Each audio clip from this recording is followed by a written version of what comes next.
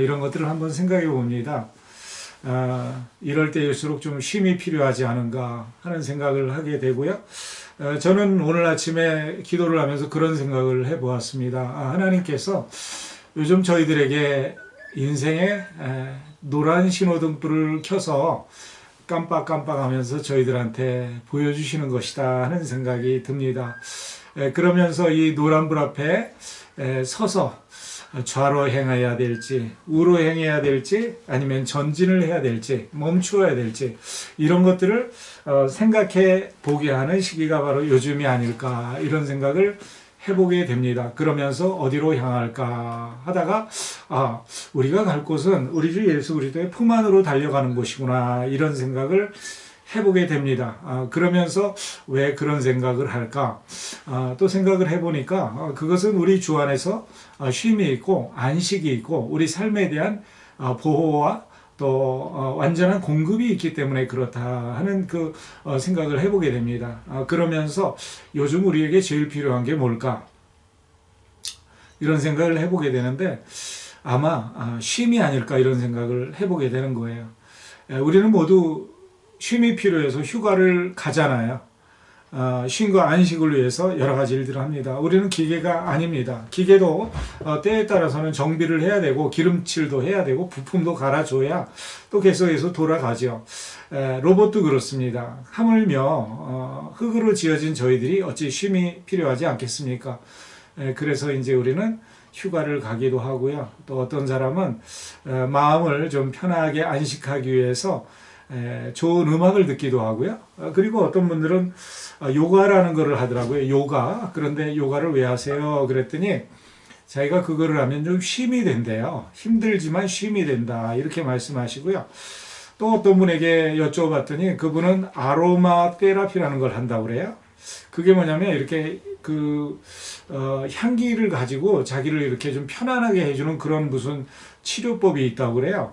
그리고 어떤 분은 또 명상을 통해서 자기의 마음에 그 안식을 취하기를 원하는 분도 또한 계시더라고요.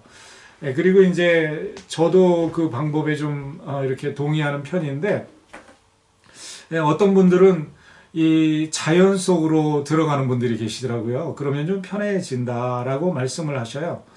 그리고 이제 어떤 분은 또 그런 말씀을 하셔요. 저는요, 잠만 푹 자도 많이 휴식이 되어지고요. 그리고 저는 안식을 좀 취한 것 같은 느낌이 듭니다. 이런 말씀을 하십니다. 맞습니다. 그런 것들 뭐 다 권장할 만한 것이고 좋은 방법인 것 같습니다. 하지만 저희가 이제 생각해야 되는 것은 인생에 있어서 이 참된 쉼이나 이 안식이라는 게 정말 우리에게 그런 방법들을 통해서 진정으로 주어지느냐 하는 것에 대해서는 한번 재고를 해볼 필요가 있다. 그런 생각이 듭니다. 그리고 또 이제 안식한다라는 말이 무조건 일을 안 하는 것을 의미하느냐 하는 것에 대해서도 생각을 해보게 됩니다. 오히려 마땅히 있어야 할 곳에 몸과 마음이 있게 될 때 참된 안식과 쉼이 주어지는 거다라는 생각을 해보게 되는 거죠. 우리의 마음속에 이 부담들 또 염려들 이것을 온전히 내어 맡길 수 있는 대상을 우리가 만나서 그 사람 안에 그 존재 안에 있을 때 우리는 진정한 어떤 평화 또 안식 기쁨을 누릴 수가 있습니다. 아무리 좋은 곳에 가 있어도 마음이 부담이 있으면 그 휴가는 참된 안식이나 쉼을 주지 못합니다. 그래서 진정한 의미의 행복이 그곳에 얻게 되는 거죠. 우리 인생의 모습이 자주 이렇습니다. 예를 들어서 자연 속으로 자기가 피난을 간다 그래도 자연 속에는 우리의 영혼과 우리의 마음이 함께 가죠. 육신만 가는 게 아니라. 그래서 좋은 곳에 가 있는데 염려가 그곳에 같이 가 있는 거예요. 그리고 불안의 보따리가 그곳에 함께 머물고 있는 거예요. 그러다 보니까 우리는 외형적으로는 부족함이 없는 것 같은데 외형적으로는 안식을 취하고 있는 것 같은데 인생의 염려와 무거운 짐이 내 마음을 누르고 있기 때문에 진정한 안식이 없는 거예요. 마음과 영혼은 늘 비어있고요. 어떤 때는 불안한 거예요. 그리고 만족이 없고 또 어떤 때는 너무 분주한 거예요. 그래서 인생이 힘들게만 느껴지고 감당해야 될 몫이 너무 무겁고 많다, 과중하다 이런 생각을 하게 되는 게 우리 인생의 본질인 것 같습니다. 그런데 이러한 인생을 향해서 오늘 우리 주님께서 말씀을 하시는 거죠. 수고하고 무거운 짐진 자들아 다 나에게 와라. 내가 너희를 쉬게 하리라. 나는 마음이 온유하고 겸손하니 나의 멍에를 메고 나에게서 배워라. 그러면 너의 마음이 쉼을 얻으리라. 이는 내 멍에는 쉽고 내 짐은 가볍다. 이렇게 말씀을 하십니다. 인생의 염려와 근심에서 벗어나지 못하는 저와 여러분들을 향해서 주님께서 초청을 하시는 거죠. 안식과 쉼으로 초대하는 거예요. 그런데 이 말씀 속에는 여러분과 다시 말하면 모든 인생이 안고 있는 그 인생의 본질을 정확하게 꿰뚫어 보시는 주님의 통찰력이 있는 거죠. 첫째는 뭐냐면 우리 인생은 수고하고 무거운 짐을 진 존재다라는 거예요. 그리고 두 번째는 그러다 보니까 쉼과 안식이 필수적으로 필요한 존재라는 것을 말씀을 하고 있습니다. 그리고 세 번째는 잠재적으로 말씀하시는 게 다른 곳에는 진정한 안식이 없다. 내가 너에게 진정한 안식과 쉼을 줄 수 있다라고 말씀하시는 거죠. 그러면서 이제 저희들이 가지고 있는 이 인생의 무거운 짐 또는 이 수고 이런 것들을 멍에라는 말로 표현을 하고 계시죠. 멍에라는 게 뭐죠? 소나 말이 어깨에 걸치고 짐을 끌도록 하는 무거운 나무로 된 도구잖아요.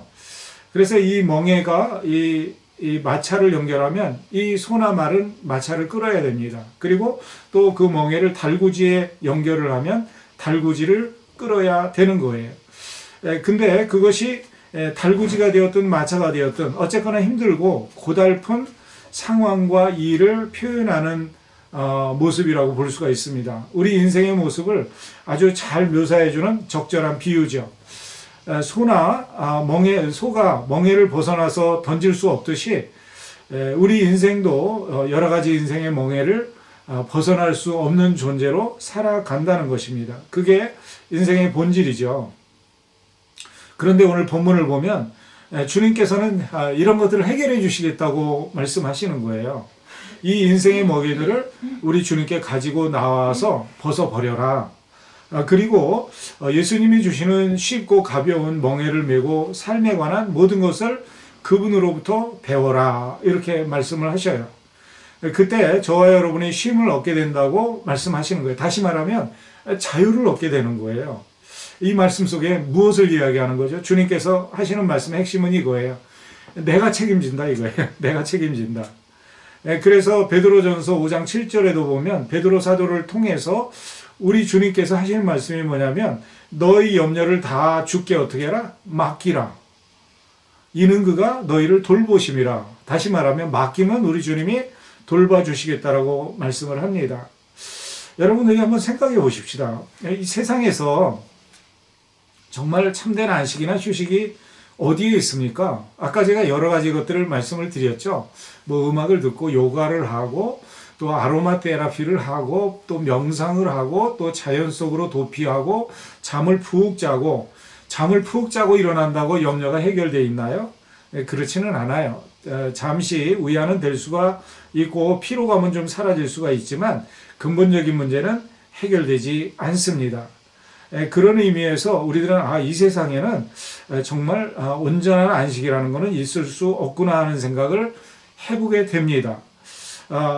어떤 분은 그런 얘기를 하죠. 정말 근심이 없이 조용한 쉼을 원한다면 공동묘지를 가십시오. 즉 다시 말하면 이 세상을 끝내고 나면 그때에는 우리는 염려가 없다, 쉼이 없다 이런 말을 하는 분들도 계십니다.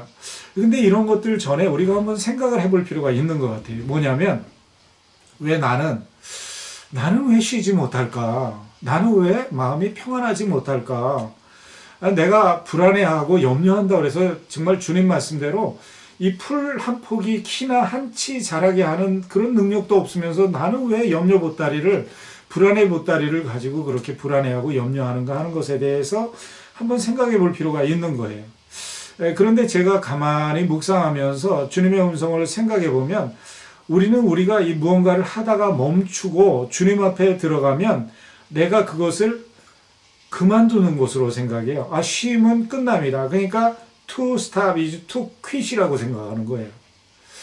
근데 쉰다고 해서 끝나는 게 아니에요. 쉼은 사실은 재충전이고 다시 출발하기 위한 멈춤이죠. 노란불은 쉼이 아니에요.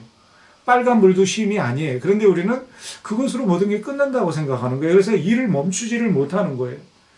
그리고 어떤 때 우리는 어떤 생각을 하냐면 우리가 멈춘다, 안식한다 그러면 내가 게으른 거 아닌가 이런 생각을 해요. 그래서 to stop is too lazy다 이렇게 생각하는 분들도 계신데 저도 그런데 사로잡혀 있는 사람이라고 볼 수가 있어요. 그런 사람을 워커홀릭이다 이렇게 얘기를 하잖아요. 그리고 우리 중에 많은 사람들이 우리는 완전하지 않다는 걸 인정하면서 한 가지 실수하는 게 있는데 완전주의자적인 사고방식에 빠진다는 거예요. 저는 불안하고 모자랍니다. 그러면서도 요렇게는 해야 되지 않겠습니까 하는 그 완전주의자 의식이 있기 때문에 우리 주님 앞에 맡기고 쉬지를 못하는 것이죠. 그리고 어떤 때는 내가 쉬면 마치 실패하는 거로 착각을 해요. 그래서 쉼은 곧, 안식은 곧, 멈춤은 곧 실패다 이런 생각을 할 수가 있어요. 그래서 이게 어떤 사람한테는 같이 갑니다. 하나는 이 퍼펙셔니즘, 그러니까 완전주의하고 쉬면은 내가 실패하는 거다라는 이 생각이 같이 가는 거예요. 이 두 가지를 다 갖고 있는 사람도 있어요.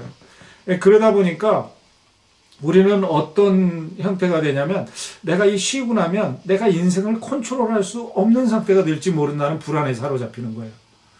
이 불안을 놓는 순간 나는 더 불안해지는 것 같이 느껴지는 거예요. 근심을 놓고 염려를 놓는 순간 나는 더 염려가 되고 더 불안하게 느껴지는 거예요. 그러다 보니까 더 이상 이제는 선택의 여지가 없을 때까지 나를 혹사시키고 내 생각 속에 나는 사로잡혀서 막 지내다가 나중에 가서 이제 쉼을 얻게 되는데 그때는 인생이 많이 망가졌을 때 건강도 망가지고 또 여러 가지 뭐 생각도 망가지고 이런저런 삶이 파괴된 때에 그때 가서 겨우 이제는 쉬어야 되겠다. 정말 쉼이 필요하구나. 그때는 근데 이게 이제 다시 고치기 힘든 상태가 될 때가 있는 거죠. 살아 숨쉬는 존재이기 때문에 이런 것들을 우리는 갖고 있는 거예요. 그게 우리 내면 세계가 갖고 사는 어떤 우리의 실질적인 모습이에요. 제가 생각해 볼 때에. 근심 없는 인생이 어디 있겠어요. 그리고 걱정 없는 삶이 있을 수가 어디 있겠어요. 그러나 걱정과 근심 가운데에서도 평화를 누리고 걱정과 근심에서 해방된 삶을 우리는 추구합니다. 그런데 그런 인간적인 추구가 우리한테는 진정한 어떤 행복이나 안식을 주지 못한다는 거예요. 그러한 우리의 삶의 현장을 뚫고 들어오셔서 우리 주님께서 오늘 말씀하시는 거죠. 이게 가능하다. 내가 너를 쉬게 할 때 가능하다. 그리스도 안에서 가능하다. 주님이 그것을 가능하게 하신다라고 말씀하고 있는 거예요. 그래서 오늘 주님이 말씀하는 거죠. 수고하고 무거운 짐진 자들아 다 내게로 와라. 내가 너희를 쉬게 하리라. 이 말씀의 핵심은 뭐냐면 아까 말씀드린 대로 예수님이 내가 너 돌볼게, 내가 너 책임질게 하는 약속이 오늘 반물 속에 담겨져 있는 거죠. 자, 그렇다면 우리가 생각을 해보는 거예요. 우리가 메고 가는 이 인생의 수고와 짐들이 도대체 뭐라는 건가? 우리는 뭐 여러 가지 생각할 수가 있어요. 지금 우리가 6명의 12학년 자녀들을 놓고 기도했는데 이 아이들한테는 아마 이 수험이 시험 보는 게 HSC가 인생의 수고와 짐이라고 생각할 수도 있겠습니다. 그리고 어떤 분은 사업체가 그렇다고 생각할 수 있고 어떤 분은 저한테 짐은 다른 거 없어요. 제 십자가는 제 마누라입니다. 이렇게 말씀하시는 분도 계실 수 있고요. 근데 저 옆방에서는 뭐라고 그래? 옆방에서는 그 부인이 사돈이 낱말하고 있네. 또 이런 분도 계실 수 있습니다. 여러분, 우리는 그런 것들을 우리가 이제 수고와 짐이라고 생각을 합니다. 그러나 사실 우리 주님께서 이 오늘 본문 속에서 말씀하시는 그 수고와 짐들은 그런 것들을 초월하는 다른 것들도 의미를 합니다. 물론 그런 것들도 그 수고 중에 하나예요. 그래서 오늘은 이 주님께서 맡기라고 말씀하시는 이 세 가지 짐에 대해서, 수고에 대해서, 염려에 대해서 이 세 가지를 한번 묵상해 보고 삶에 적용해 보는 그런 시간을 갖도록 하겠습니다. 첫 번째, 우리 인생에서 가지고 있는 최고의 짐이 무엇입니까? 나한테는 갯돈이다. 나한테는 쇳돈이다. 뭐 이렇게 말할 수도 있습니다. 그러나 우리 주님께서 오늘 이 부분에서 말할 때 첫 번째 짐은 죄의 문제입니다. 모든 인생이 피할 수 없는 필연적인 멍해가 있는데 그거는 죄입니다. 이 세상에 죄 없는 사람이 어디 있습니까? 하나님의 말씀이 증거합니다. 해 아래 의인은 없나니 하나도 없도다. 모든 사람이 죄를 범하였음에 하나님의 영광에 이르지 못한다 라고 말합니다. 무슨 얘기죠? 예외 없이 모두 죄인이다. 그래서 우리 인생은 이 죄의 문제를 해결하기 전에는 참된 쉼도 없고 평안도 없습니다. 여러분, 죄 지은 첫 번째 인류가 누구죠? 사람이 누굽니까? 너무나 유명한 아담과 하와가 아닙니까? 그런데 이 사람들이 죄를 짓고 나서 하는 게 뭐냐면 하나님의 낯을 피하여 숨습니다. 왜 그렇죠? 하나님을 두려워하게 되었기 때문에 그렇습니다. 그런데 그 죄가 들어오고 두려움이 들어오는 순간 그들은 하나님 안에서 참된 행복과 안식을 누리던 존재인데 그 참된 행복과 안식이 평화가 사라져버렸어요. 죄를 지은 첫 번째 사람이 경험했던 거예요. 그리고 그 아들, 또 누가 있죠? 아벨을 돌로 쳐 죽인 가인이 있어요. 최초의 살인자입니다. 그런데 이 사람도 죄를 짓고 나니까 그 마음에 생긴 건 뭐냐면 자기를 만나는 어떤 사람이든지 자기를 죽일 것이라는 두려움과 불안이 마음속에 자리 잡기 시작했어요. 그래서 어떻게 해요? 이 사람 속에 안식이 사라지는 거예요. 쉼이 사라지는 거예요. 평안이 사라지는 거예요. 다윗이 밧세바와 간음을 하고 우리아를 살해하도록 방조한 다음에 어떻게 되죠? 그 사람이 고백합니다. 주의 손이 밤낮으로 저를 누르오니 내가 지내기 화하여 여름 가뭄에 마른 땅같이 내 영혼이 갈라집니다라고 이야기를 합니다. 고통을 호소하는 거예요. 죄 때문에 제가 안식이 사라졌습니다. 죄 때문에 제가 평안이 사라졌습니다. 죄 때문에 제가 행복이 사라졌습니다. 이 말을 하는 거예요. 여러분, 우리가 죄가 있으면 평화와 쉼이 사라지죠. 그런데 이게 그들만의 모습이냐? 아니죠. 우리 모든 인류의 모습이에요. 이것이 저와 여러분의 초상화입니다. 이 죄에서 사실 자유로울 수 있는 사람은 단 한 사람도 없어요. 모두가 죄인이죠. 그래서 이것에 대한 그 하나님이 처방을 주시는데 자기를 앞서 보낸 우리 예수님을 앞서 보낸 이 세례 요한의 설교 내용에서부터 시작이 되죠. 회개하라, 천국이 가까웠다. 천국이라는 곳은 안식이고 쉼이 있는 곳이고 평안이 있는 곳이에요.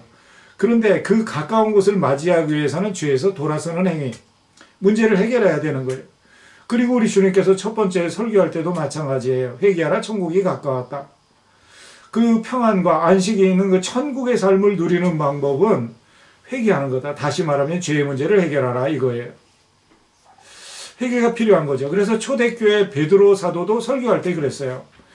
그러므로 너희가 회개하고 돌이켜 너의 죄 없이함을 받아라. 이같이 하면 어떻게 유쾌케 하는 날이 주 앞으로부터 너희에게 이를 것이다. 유쾌케 되는 게 뭐예요? 평안이 있고 안식이 있고 행복이 회복된 그 삶을 살 수 있는데 그것은 죄에서 돌아서는 삶. 근데 이런 말을 왜 성경에서 자꾸 강조하느냐는 거예요. 귀찮게. 지금 나한테 현실의 문제는 그게 아닌 것 같은데 왜 자꾸 이런 얘기를 하느냐는 거예요. 그거는 뭐냐면 우리의 현실의 문제 배후에는 그게 깔려있기 때문이에요. 우리가 모두 죄인이기 때문이에요. 그래서 이 죄의 문제는 우리 인생에 있어서 가장 큰 짐이라는 거예요. 우리의 행복과 기쁨에 장애가 된다는 거죠.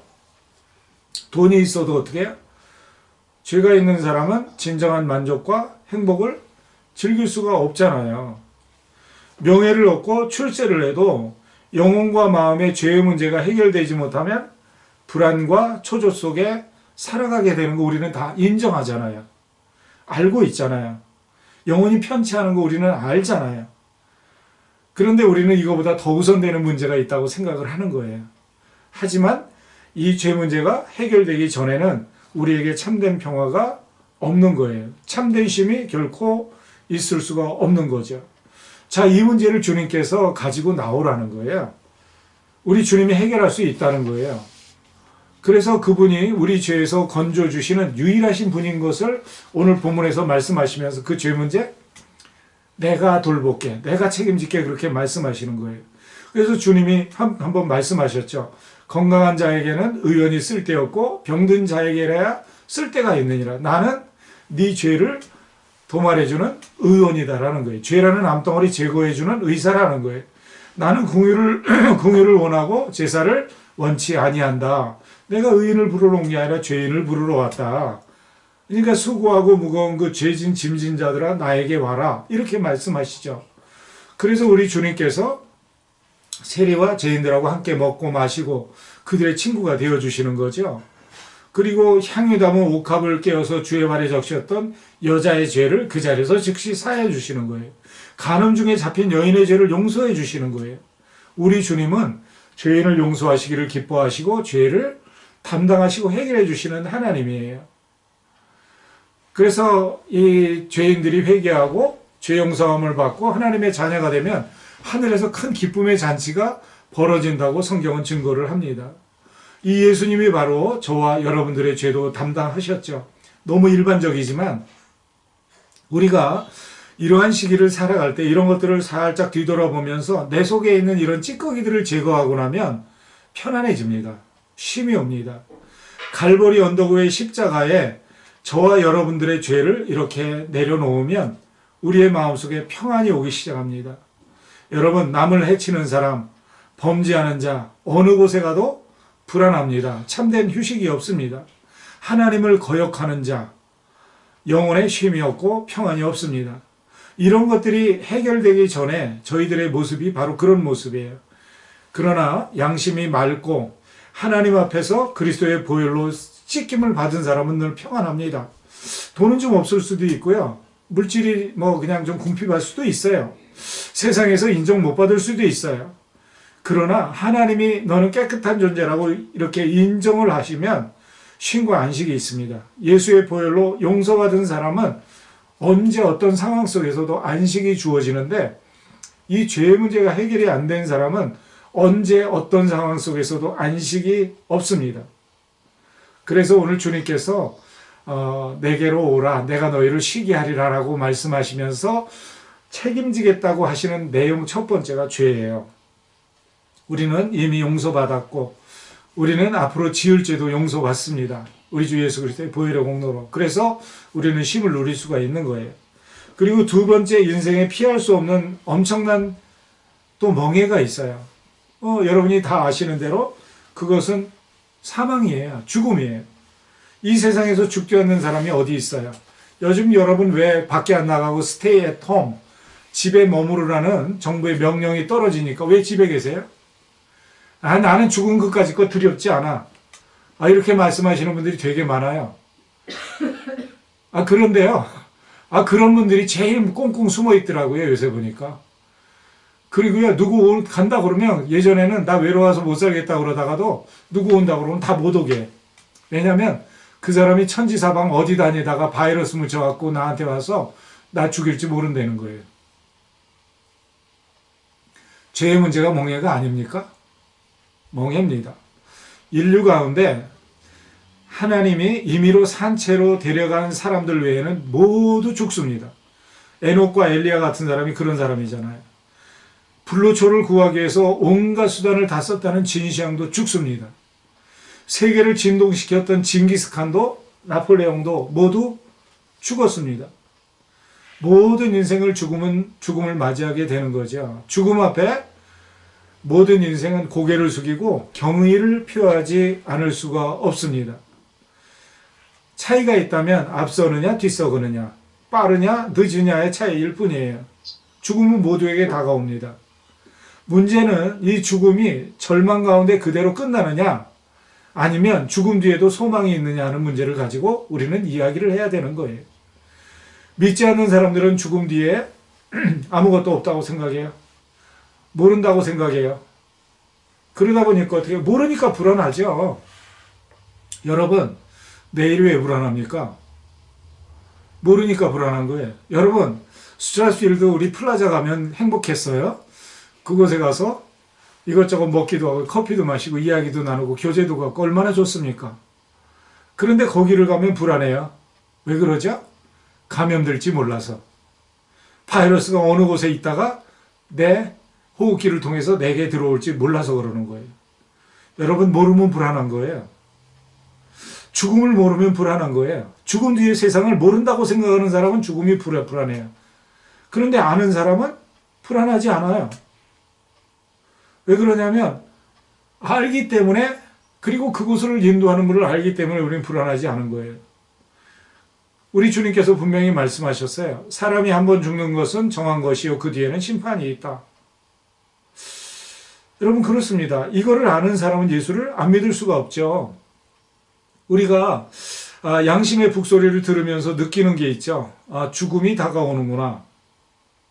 그때에 예수님을 영접하지 않고 죽음 뒤의 세상에 대해서 지식을 갖고 있지 않은 사람은 불안하게 마련이에요.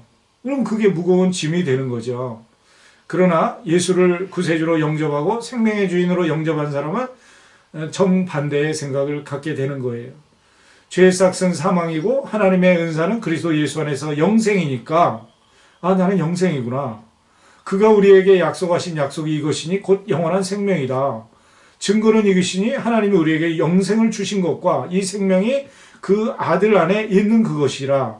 예, 그렇습니다. 여러분, 우리가 이 영생을 알고 있을 때는 이 죽음이 그렇게 우리에게 짐이 되지 않아요. 제가 이번에 참 충격적인 사람을 한 사람을 만났어요. 지난주에 있었던 일인데요. 노던 테리토리에 갔다 온 거 여러분 다 선교 갔다 온 거 아시잖아요. 그래서 제가 성경 공부한테 잠시 말씀을 드렸는데, 앨리스 스프링스라는 곳에서 북쪽으로 140km 정도 가면 집이 딱 한 채가 있어요. 근데 그게 이제 주유소하고 겸해 있고 거기에 조그맣게 딸려 있는 그 캐러반 팍이 있습니다. 에일레론이라는 곳인데 로드하우스가 있습니다. 근데 거기는 40년 넘게 그 주유소를 경영하는 사람이 있어요. 지금은 80세 가까이 된 할아버지인데 여전히 일하셔요. 그분의 이름이 그레그 딕이에요. 그런데 저는 그쪽에 선교 갈 때마다 거기를 꼭 들려야 됩니다. 두 가지 이유 때문인데, 하나는 노던 테리토리에서 차를 몰고 가다가는 주유소를 만나면 반드시 기름을, 차가 아주 그냥 뭐 1000km씩 가는 기름을 넣는 차가 아닌 다음에는 이렇게 풀로 넣고 가는 게 안전합니다. 그래서 그러고, 두 번째는 주유소 만날 때마다 화장실을 가야지 그 다음에 실수를 안 해요. 그래서 이렇게 가게 되는데요. 그 집을 늘 갑니다. 가면 제가 그분을 만나게 되는데요. 그분이 요번에는 저하고 이렇게 사진 찍고 그러면서 그분이 그 얘기를 하셔요. 네가 목사라고 그러니까 내가 보여줄 게 있다는 거예요. 그래서 이제 그분을 따라서 갔죠. 가게가 있는데 잡다한 것을 뭐 이런 거 저런 거 팝니다. 그런데 그 가게 구석에 이렇게 가면 커튼이 하나 쳐 있어요. 근데 거기는 한 번도 가본 적이 없어요. 거기를 보여주겠다는 거예요. 그래서 이제 따라 들어갔죠. 근데 그 들어가니까 뭐 사방이 한 2m밖에 안 돼요. 근데 거기에 정면에 딱 뭐가 있냐면 관이 딱 세워져 있는 거예요. 그리고 관에는 십자가가 딱 그려져 있어요. 그러면서 패스터 오픈해보라는 거예요. 그래서 열었어요. 그랬더니 자기가 보니까 관이 있는데 그 사람 사이즈에 딱 맞는 거예요. 그 안에 딱 들어가는 거예요. 그러더니 문을 닫으라는 거예요. 근데 그 문 닫기가 좀 그렇더라고요. 예전에 그런 거를 뭐 이렇게 임상 목회를 이렇게 하면서 해본 적은 있지만, 이렇게 또 그분이 갑자기 살아있는 사람이 생각지도 않은 시간에 생각지도 않은 곳에서 그렇게 하니까 좀 그렇더라고요. 너 목사니까 닫으래요. 그래서 목사가 지금 뭐 저기 살아있는 사람 생매장 시킬 일도 있는 것도 아니고, 그래서 이렇게 어쨌거나 닫았어요. 그랬더니 똑똑 두드리면 열어서 열었습니다. 그랬더니 나와요. 그랬더니 저보고 또 들어가 보래요. 들어갔는데 그 문을 닫았다 여는데요. 기분이 엄청 다르더라고요. 그러면서 그분이 말씀하시는 거예요. 자기는 그리스도인인데 나는 nearing home, 집에 가까이 되는데 가까이 가고 있는데 나는 내 친구를 만날 거라는 거예요. 나 여기서 돈도 벌었고 인생 오랫동안 살았고 이 번 돈 가지고 그분이 원주민들을 위해서 써요. 근데 이분이 그런 얘기를 하는데 제가 굉장히 충격을 받았어요. 그러면서 나는 끝까지 일을 하지만 죽음이 하나도 두렵지 않다. 그러면서 예수님과 안식하기 위해서 나는 기다리고 있다. 이렇게 말씀하시는 거예요.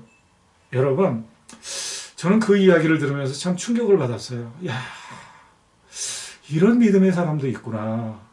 예수님을 확실하게 믿는구나. 이분이 늘 그러는 거예요. 나는 언제든지 갈 수 있다. 여기 갈 거라는 거예요. 그러면서 이 관을 이렇게 마련해 놓고 자기가 한번 어려운 일을 겪었는데 자기는 그 뒤에 결심을 했다는 거예요. 재정을 자기가 돈 벌게 이렇게 늘 가게에 와서 물건을 사준 그 떨어져 있는 그 커뮤니티 원주민들을 위해서 쓴다. 그래서 12m 되는 그 원주민 동상을 거기다가 오늘날 돈으로 한 30만 불 들여서 이렇게 산 꼭대기에다 만들었어요. 그래서 스튜어트 하이웨이를 지나가다 보면 쫙 보여요. 그거를 원주민들을 기르기 위해서 만들어 놓고 돈들을 또 커뮤니티를 위해서 다 쓰는 거예요. 그러면서 나는 지금 주님 안에 안식할 날을 향해서 가고 있다. 이렇게 말씀하셔요. 이분이 뭡니까? 이분은요, 인생의 가장 무거운 짐 중에 하나인 최고의 짐인 그 죽음을 주님께 맡긴 거예요. 가지고 나간 거예요. 그랬더니 그 부활의 주님이 책임을 져주신 거죠. 여러분 정말 멋진 것 같아요. 그래서 저는 이번에 사실 그분은 백인이에요. 만나면서도 충격을 받았어요. 야, 정말 이 목사보다 낫다. 훌륭하시다. 이런 생각이 들더라고요. 자, 제가 두 가지를 말씀드렸어요. 인생의 짐이 첫 번째는 뭐라고요? 죄가 없으면 우리는 안식할 수 있다. 마음이 편안해요. 그리고 두 번째, 이 죽음의 공포를 넘어서면 우리는 괜찮아요. 이 코로나 상황에 있지만 그래도 그냥 뭐 일부러 다니면서 코로나에 전염될 필요는 전혀 없어요. 그러나 이런 시기를 보낸다고 해서 공포에 떨고 괜히 과도하게 우리가 위축돼서 신앙생활도 못하고 이럴 필요는 전혀 없어요. 우리는 할 일을 하면서 하나님을 믿고 예수 안에 맡기면서 이 어려움을 함께 뚫고 나가는 거예요. 이게 우리들이 할 일이죠. 이 두 번째가 이제 죽음이라는 짐이거든요. 그러면 세 번째는 뭐냐? 이거는요, 우리가 이야기하는 이 인생의 매일매일 경험하는 걱정과 염려예요. 삶에 지친 인생의 모습이다. 이렇게 볼 수가 있어요. 삶에 지친 인생의 모습이다. 이 인생의 멍에도 우리 주님께 맡기는 거죠. 누군가가 그런 말을 했어요. 이 사람이 얼굴을 찡그리는 데는 45개의 근육이 필요하다고 그래요. 그런데 웃음을 웃는 데는 17개의 근육만 필요하다고 그래요. 그런데 본인은 아니겠지만 우리는 늘 자주 찡그리고 괴로워하는 모습으로 살아가거든요. 왜 그럴까? 우리가 이 인생에 지친 삶의 모습들 때문에 그런 거 아니겠습니까? 사업도 안 되고 자녀도 속색이고 배우자도 내 맘대로 안 되고 가정도 내 맘대로 세워지지 않고 뭐 여러 가지 뭐 건강도 내 뜻대로 되지 않고 이런 것들이 아니겠습니까? 그리고 또 특별히 우리가 염려하는 게 있잖아요. 내일의 염려. 우리 자녀는 어떻게 될까? 여러분, 과거의 염려 때문에 오늘을 침몰시키는 사람은 없어요. 물론 과거가 요즘도 정치인들을 보면 뒷다리를 많이 당기죠. 그렇지만 사실 우리의 마음을 불안하게 하는 것은 과거에 경험한 문제가 아니에요. 미래가 우리를 불안하게 만드는 거죠. 그러다 보니까 미래에 대한 염려가 우리를 근심하게 만드는 거예요. 그래서 17개의 근육을 쓰면서 웃기보다는 45개의 근육을 쓰면서 찡그리고 살아가는 삶을 살아가게 하는 거죠. 이런 우리를 향해서 우리 주님께서 말씀을 하시는 거예요. 수고하고 무거운 짐진 자들아 다 나에게 와라. 그러면서 우리 주님께서 이 말씀 하시기 전에 또 마태복음 6장에서 얘기하셨죠. 내일 일을 위하여 염려하지 말아라. 내일 일은 내일 염려할 것이요 한날 괴로움은 그날의 족하니라. 무슨 말이에요? 내일의 일은 내가 책임진다. 쉽게 말하면 내 손에 달려있다라는 거예요. 네가 주관할 거 아니다. 네 손에 담겨있는 게 아니다. 주님이 주관하시고 계시다는 거예요. 그리고 주님 손에 달려있다는 거예요. 내일을 위해서 우리가 할 수 있는 유일한 일이 무엇인지 아십니까? 오늘 맡겨진 일에 최선을 다하는 거예요. 오늘을 알차게 살아내는 것, 이것이 내일을 준비하는 최고의 방법이에요. 그리고 염려는 주님께 맡기는 거예요. 그래서 주님이 말씀하셨잖아요. 아무것도 염려하지 말고 다만 모든 일에 기도와 간구로 너희 구할 것을 감사함으로 하나님께 아뢰라. 그리하면 모든 지각에 뛰어난 하나님의 평강이 그리스도 예수 안에서 너희 마음과 생각을 어떻게 하리라? 지키시리라. 이렇게 말씀하셔요. 그런데도 불구하고 우리는 어떻게 하죠? 늘 근심이요, 늘 걱정일 때가 많습니다. 오늘의 염려만으로도 한 짐이나 되는 게 인생인데 내일 걱정, 모레 걱정 다 앞당겨서 미리 하다 보니까 인생의 짐이 너무 무거운 거예요. 정말 무거운 멍해가 되어서 나를 짓누르는 거예요. 인생이 말할 수 없이 수고롭고 힘이 드는 거예요. 고달픈 거예요. 주님이 맡으시겠다고 말하는데 자꾸 주님의 손에서 뺏어오는 거예요. 수고하고 짐진 자들아 다 나에게로 와라 그러는데 주님 품에서 자꾸 도망가는 거예요. 어리석은 거죠. 어디로 가야 되는지, 이런 인생의 노란불이 켜진 것 같은 이런 시기에 이게 멈춰야 되는지, 뒤돌아서야 되는지, 좌회전해야 되는지, 우회전해야 되는지, 이런 거를 우리가 깨닫는 게 영적 지혜잖아요. 이때에 맞아, 내 인생의 모든 것을 끌고 주님에게 가야지 라고 생각하는 거, 이게 중요한 것 아니겠습니까? 오늘 내게 맡겨진 그만큼의 짐을 지고 열심히 살아가면서 어떻게 해요? 내일은 그분의 몫임을 인정하고 믿고 맡기는 게 성도의 삶이에요. 주님은 그것을 오늘 우리에게 권고하고 계신 거죠. 그러면 여러분 가운데 이렇게 물으실 분이 계실 거예요. 목사님, 그게 어디 마음대로 됩니까? 어떻게 내일 일을 걱정 안 하고 살 수가 있어요? 다음에 내년에 우리 아들이 대학을 가야 되는데 염려가 안 되나요? 네, 염려할 수 있습니다. 근데 주 안에서 염려하는 법을 아셔야 돼요. 아까 제가 빌립보서 말씀을 읽어드렸잖아요. 뭡니까? 이 염려와 불안을 기도화시키는 거, 이게 영성생활이에요. 주님 안에서 그것을 갖다 놓고 주님 앞에 기도로 맡기면 그거는 신령한 삶이에요. 그거는 안식을 누리는 삶이에요. 그런데 내가 끌어안고 내가 해결하려고 염려하고 근심하는 것은 아니라는 거예요. 그리고 여러분 잊지 말고 한 가지 꼭 기억하셔야 되는 게 있어요. 인생의 무거운 짐과 수고로 넘어지고 싶고요. 또 때때는 포기하고 싶을 때 적어도 이 한 가지 사실은 꼭 기억해야 돼요. 그게 뭐냐면 지금 여러분들 중에 누군가는 이 살아가는 방법이 연약한 인간의 방법을 가지고 대적할 수 없는 인생의 골리앗과 불가능한 싸움을 싸우고 있는 분도 계시다는 거예요. 인생의 연약한 방법을 가지고 골리앗 같은 삶의 현실하고 불가능한 싸움을 허무하게 싸우고 있는 분들이 있다는 거예요. 우리 힘으로는 인생의 모든 문제를 지고 갈 수가 없잖아요. 아까 말씀드린 죄와 사망의 문제도 마찬가지고 우리가 경험하는 모든 게 마찬가지예요. 만약에 내가 지고 갈 수 있는 넉넉한 능력이 있었으면 오늘의 내 모습이 이 모습이겠습니까? 지난날 더 잘 지고 와서 이거보다 나은 모습, 더 훌륭한 모습, 더 복된 모습으로 우리를 만들어내지 않았겠습니까? 그렇지 못하다는 거예요. 그래서 이런 것들을 잘 아시는 주님께서 부탁하시는 거죠. 가지고 와라는 거예요. 당신의 미래를 그분께 맡기기를 요구하시는 거죠. 그리고 오늘 맡겨진 일에만 최선을 다하는 거예요. 그래서 우리는 최선을 다하고 나머지는 주님 앞에. 그래서 한날 괴로움은 그날의 족하니라. 이게 핵심이죠. 저와 여러분은 사실 내일에 대해서 아무것도 알지 못해요. 사실 1시간 후에 무슨 일이 일어날지 아무도 몰라요. 여러분 그렇습니다. 그래서 우리는 오늘 해야 될 일들을 최선을 다하면서 주 안에서 행복하게 생각하고 오늘을 기쁘게 보내야 되는 거예요. 누림이 있어야 되는 거예요. 하나님의 자녀니까 이거는 방종하자는 의미가 아니에요. 이거는 뭐냐면 믿음의 원리를 적용하자라고 말씀하는 거예요. 이때 다가오는 내일을 소망 속에서 맞이할 수가 있는 거죠. 오늘의 최선 속에 내일이 밝고 견고하게 세워지는 거죠. 왜냐하면 내가 오늘 최선을 다하면 내가 쌓는 것이 아니라 우리 주님께서 내일을 책임지고 계시기 때문이에요. 그래서 이 사실을 인정하는 것을 우리는 믿음이다. 이렇게 이야기를 합니다.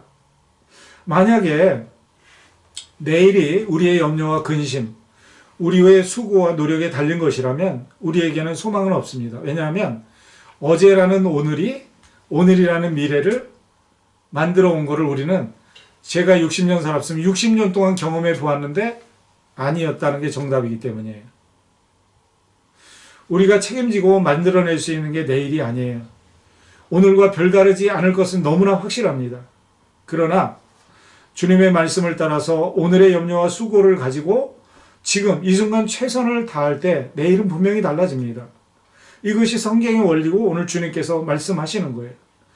그래서 이 일상의 멍해와 짐을 늘 주님께 가지고 가서 맡기는 거예요. 한두 번이 아니에요. 왜냐하면 우리의 인생에 경험하는 이 수고와 짐과 염려와 불안과 이 모든 것들은 하루에도 수없이 우리한테 다가오고 멈추지 않는 파도처럼 우리를 향해서 계속 밀려오기 때문이에요. 그래서 우리는 아까 말씀드린 대로 어떻게 해요? 맡기는데 맡기는 방법은 아무것도 염려하지 말고 다만 모든 일에 기도와 간구로 너희의 구할 것을 감사함으로 하나님께 아뢰는 거예요. 그러면 모든 지혜가게 뛰어난 하나님의 평강이 그리스도 예수 안에서 우리의 생각과 우리의 마음을 지켜주시는 거예요. 그래서 유쾌한 인생이 되는 거예요. 평안한 인생이 되는 거예요. 쉼을 얻은 인생이 되는 거예요. 이 말은 뭐냐면 우리는 우리 주님과 관계를 맺으면서 살아가도록 창조되었다는 거예요. 하나님과 관계를 맺으면서 그렇게 창조되었기 때문에 우리의 영혼은 그분과 이 관계 속에서 모든 문제의 해법들이 있다는 것을 이야기를 하는 거예요. 여러분, 우리는 이렇게 인생을 살아가다 보면 금방 깨닫게 돼요. 우리 인생에는 이 세상 것으로 채울 수 없는 어떤 빈 공간이 있구나. 그때 깨달을 때 우리가 해야 되는 것이 딱 한 가지 있어요. 이 공간은 그분이 채워주셔야 돼. 그분이 차지하셔야 돼. 하는 공간이 있어요.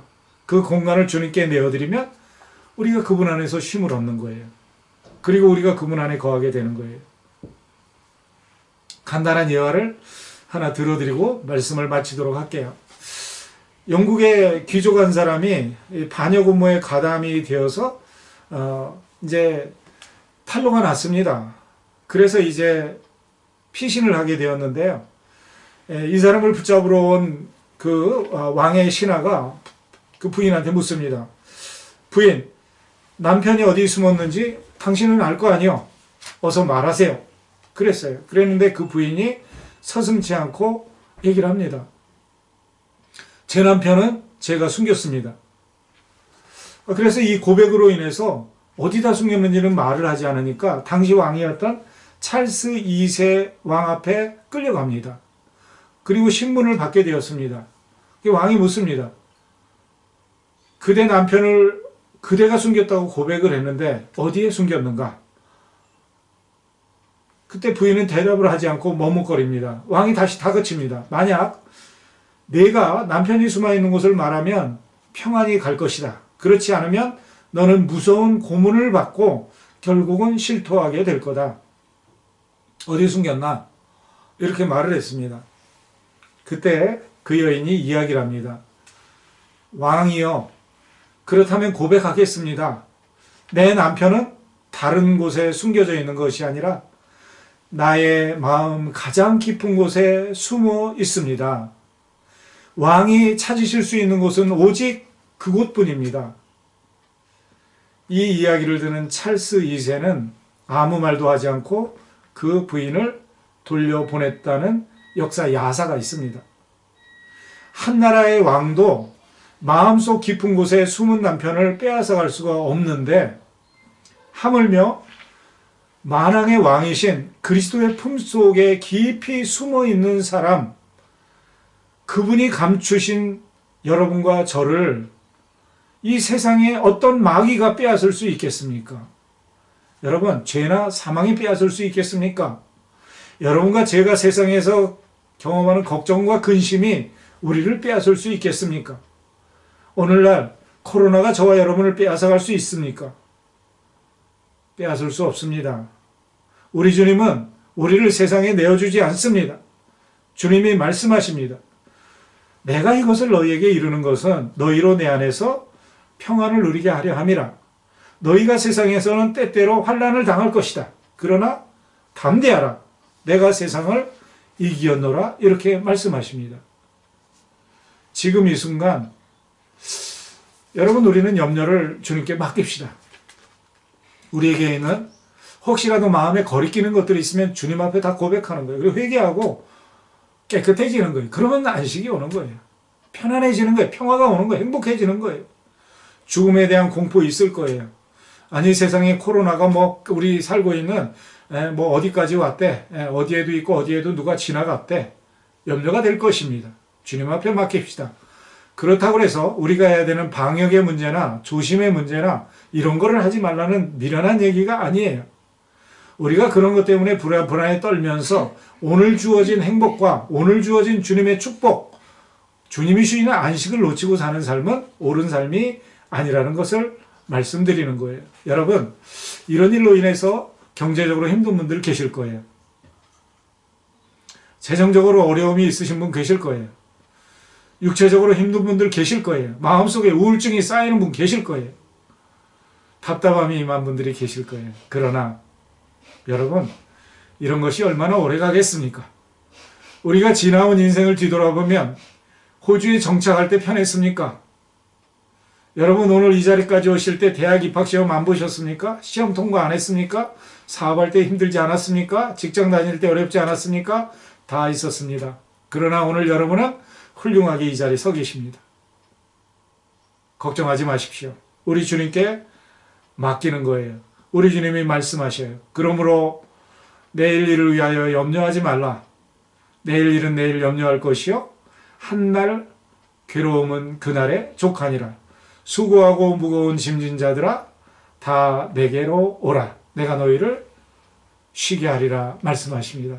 주 안에서 쉼과 안식을 누리시는 여러분 되시기를 예수님의 이름으로 축복합니다. 아멘.